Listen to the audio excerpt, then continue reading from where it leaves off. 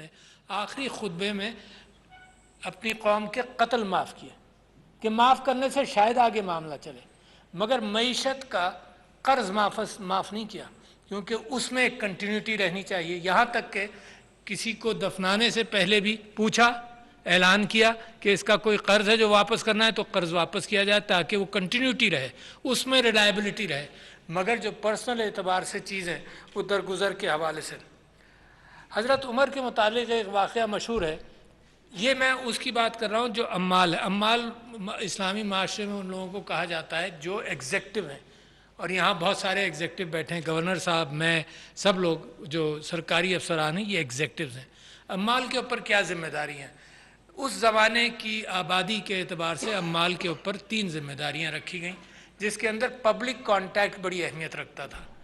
ایک تو یہ کہ وہ اپنا دروازہ کھلا رکھے، بہت اہم، لوگوں کے ساتھ اس کا رابطہ رہے۔ اس کو کنفرم دوسری بات سے کیا کہ جمعے کی نماز پڑھائے تاکہ لوگوں سے رابطہ رہے، یا مسجد میں جا کر پڑھے تو رابطہ رہے۔ اور تیسری بات یہ ہے، اور تینوں چیزیں میں پوری نہیں کر سکتا، مگر میں وہاں سے راستہ تو لیتا ہوں نا، اسپرٹ تو لیتا ہوں، جذبہ تو وہیں سے لیتا ہوں۔ اور تیسری بات یہ ہے کہ اپنا سٹینڈرڈ آف لیونگ جو ہے وہ عام آدمی کے لیول پر لے آئے، جس کی سب سے بڑی مثال سارے خلفائے راشدین پلس حضرت عمر بن عبدالعزیز۔ سٹینڈرڈ آف لیونگ، بڑے رئیس خاندان کے تھے، بیوی بھی بڑی رئیس خاندان سے تھیں۔ جس دن وہ خلیفہ نامزد ہوئے، انہوں نے گھر آ کر کہا کہ بیوی سارے نوکروں کو بتا دو کہ اب میرے پاس پیسے نہیں ہے دینے کو، رہیں تو رہیں، نہ رہیں تو نہ رہیں۔ پھر بیٹا جب آتا تھا گھر تو میں تو کہتا تھا ماں کئی سالوں سے میں آ رہا ہوں، سب سے سستی سبزی بناتی ہو تم ہیں؟ تو ماں کہتی تھی بس یہی پیسہ آتا ہے گھر میں۔ بیٹا کہتا تھا کچھ اور بنا دو کبھی۔ تو میں اسپرٹ لے رہا ہوں، we are not like that, ہم انسان ہیں، ہماری غلطیاں ہیں، سب کچھ ہے، مگر اسپرٹ وہاں سے آتی ہے۔ پھر گورنر صاحب نے ایک بڑے مزے کی بات کی کہ یہ جج نہیں ہے۔ یہ جو انصاف کی اسپرٹ ہے نا، یہ بچوں میں بھی ہوتی ہے۔ 5 سال کے بچوں کو کھلونے دے دیں، اگر گنتی میں فرق ہوگا تو لڑائی ہو جائے گی، چھوٹا بڑا کھلونا ہوگا تو لڑائی ہو جائے گی۔ تو بچوں کے اندر کوئی وکالت کی ضرورت نہیں۔ یہ جو امریکن جوڈیشل سسٹم اس بات پر چلتا ہے کہ عام آدمی جوڈیشری بنتی ہے اور وہ فیصلہ کرتی ہے، تو لہٰذا عام آدمی فیصلہ کر سکتا ہے۔ تو میں یہ سمجھتا ہوں، اور اس کی آپ کو مثال دوں، صرف آپ نے دونوں سائڈز کو سننا ہے، اور قرآن جو ہے ان واقعات سے بھرا ہوا ہے۔ یعنی حضرت داؤد علیہ السلام کے پاس 2 فریقین اللہ نے بھجوائے، ان کے اندر ہوا یہ کہ انہوں نے ایک فریق کی بات سن کر فیصلہ کر دیا۔ تو لہٰذا میں گزارش کرتا ہوں ہر معاملے میں سب کی بات سنیں۔ تو اللہ تعالیٰ کو ان بات ناگوار گزری، اور ناگوار ہی نہیں گزری بلکہ اللہ سبحانہ و تعالیٰ ان سے خفا رہے، اور حضرت داؤد معافی مانگتے رہے۔ اور جب اللہ نے معاف کیا تو شاید لوگ فقہا یہ کہتے ہیں کہ ظہر کا وقت تھا، نہیں عصر کا وقت تھا، تو حضرت داؤد نے جو شکرانے کی نماز پڑھی وہ عصر کے وقت، تو اسلامی تاریخ میں جو عصر کے وقت کی نماز ہے وہ اس بات سے جا کر ملتی ہے۔ تو میں آپ سے یہ فرق عرض کر رہا تھا کہ بے انتہا ضروری ہے جلدی فیصلہ ہو۔ اب جلدی فیصلے کے اندر ایک جو برٹش لا آیا، اس کے اندر وکیل بھی جس کے اوپر مقدمہ ہے، اس کو وکیل کی فراہمی بھی ضروری سمجھی گئی، اس لیے کہ اس کے رائٹس کو پریزرو کر لیا جائے۔ اس میں کوئی غلط بات نہیں ہے۔ اس کے کبھی کبھی غریب آدمی کو، ان پڑھ کو، عام آدمی کو، مجھ جیسے آدمی کو بھی کبھی یہ پتہ نہیں ہوتا کہ رائٹس کیا ہیں، قانون مجھے کیا راستہ دیتا ہے، کیا پروٹیکشن دیتا ہے، تو وکیل وہ راستہ بتاتے ہیں اور وہ پروٹیکشن ہوتا ہے۔ مگر جو اسپرٹ ہے نا وہ جلدی فیصلہ کرنے کی ہے۔ اب اس اسپرٹ کو کیسے واپس لایا جائے، تو انگلستان کے اندر یہ کام ہوا کہ انہوں نے آلٹرنیٹ ڈسپیوٹ ریزولوشن کا اہتمام شروع کیا 70 کی دہائی سے، 60 کی دہائی اور 70-80 کی دہائی میں۔ اور آلٹرنیٹ ڈسپیوٹ ریزولوشن بالکل ایسے ہی ہے جیسے آپ قبائلی فیصلے کرتے ہیں۔ کیا ہوتا ہے، اپنا لوگ مقدمہ لے کر آتے ہیں، آپ ان کے اندر اشتراک پیدا کر کوششیں کرتے ہیں کہ لوگوں کی مرضی کے ساتھ آپس میں فیصلہ ہو جائے، یہ کوشش ہوتی ہے۔ تو وہی آلٹرنیٹ ڈسپیوٹ ریزولوشن انگلینڈ میں شروع کیا. اور کس وجہ سے شروع کیا؟ کیونکہ عدالتوں کے اوپر بوجھ بہت بڑھ گیا, وہاں بھی سالوں مقدمے چلنے لگے, تو انہوں نے چھوٹے مقدمے آلٹرنیٹ ڈسپیوٹ ریزولوشن کے اندر سارے چھوٹے کورٹس میں بھیج دیے. 2017 کے اندر میں جب اسمبلی میں تھا تو آلٹرنیٹ ڈسپیوٹ ریزولوشن کے لیے میں نے بڑی محنت کی, اور وہ بل پاس ہوا جس کے اوپر کام کیا تھا سابق, اللہ تعالیٰ مغفرت کرے, چیف جسٹس سعید الزماں صدیقی صاحب نے بڑا کام کیا تھا ADR کے اوپر.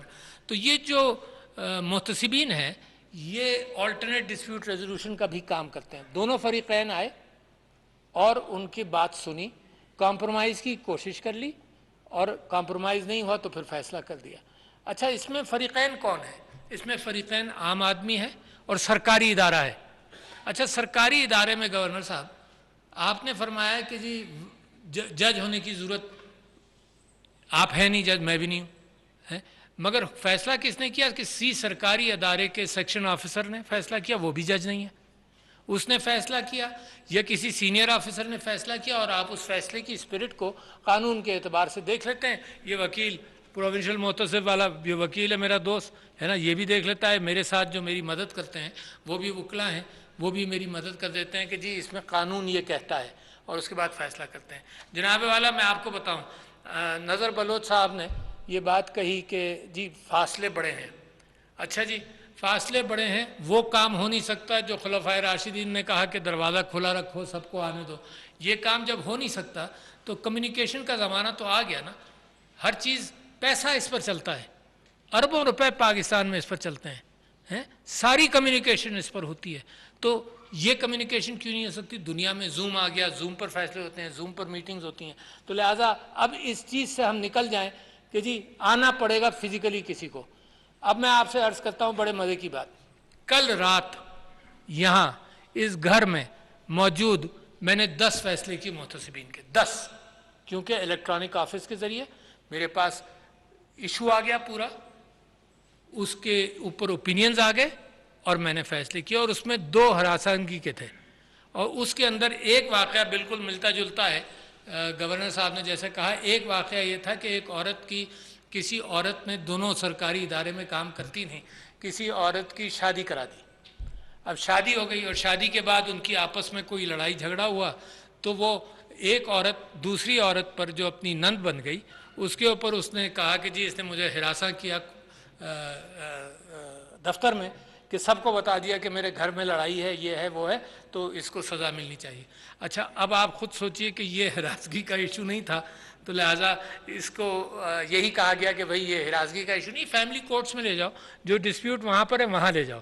مگر ایک چیز اور آپ کو بتاؤں گورنر صاحب, یہ ہراسگی کے حوالے سے بھی میں اپنی وراثت کو پہلے دیکھوں. ہراسگی کے اندر, ہراسگی یا عورت کی جینڈر پیرٹی کے حوالے سے یا جینڈر وراثت کے اعتبار سے اسلام وہ پہلا مذہب تھا. ذرا سوچئے میری وراثت تو کتنی سٹرونگ ہے. اسلام وہ پہلا مذہب تھا جس نے عورت کو وراثت دی. اس زمانے میں دی, اس زمانے میں دی جس زمانے میں لڑکیوں کو دفن کیا جاتا تھا. امیجن دا سچویشن, وراثت دی. قرآن نے بڑی کلیئرٹی کے ساتھ وراثت دے دی. یعنی قرآن کے اندر ڈسکرپٹیو چیز تو نمازوں کے بھی ڈسکرپشن حدیث سے لیتے ہیں زیادہ. قرآن کے اندر وراثت کا انٹائر ڈسکرپشن دیا اللہ سبحانہ و تعالیٰ نے. اور پھر کیا ہوا, مسلمانوں کے یہاں اگر وراثت کو نہیں دیا جائے تو بڑی زیادتی ہے. اور انگریز, اور میں بتاؤں مغرب کا کیا حال تھا. یہ مغرب اپنے آپ کو عیاں کرتا ہے کہ بڑی ترقی کی. 1902 تک لوگ ذرا سا رجسٹر کریں, 1902 تک there was no right of a woman under British law to inherit anything. The woman was the property of the husband or the father. جو وہ کماتی تھی وہ اس کے ہسبینڈ کی اور فادر کی پراپرٹی تھی. وراثت کا تو سوال ہی پیدا نہیں ہوتا تھا 1902 تک. اور ہمارے ہاں وراثت کہاں سے آ رہی ہے؟ 1400 سال پہلے سے.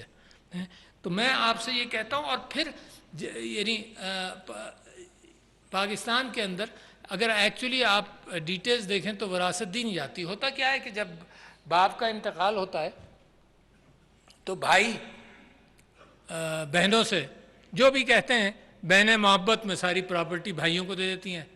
اچھا، اور مجھے ہارڈلی آئی کم اکراس اینی سچویشن جس میں بھائی محبت میں بہنوں کو پراپرٹی دیتے کہ بھائی یہ میری بہن ہے. تو یہ کنٹرڈکشن کلچرل ہے. اس کو سمجھ لیجیے اس کے پیچھے کیا ہے. اس کے پیچھے یہ ہے کہ وراثت نہیں دینی، اور اللہ کہتا ہے وراثت دو. اینڈ آئی کوئریڈ، میں آپ کو مثال دے رہا ہوں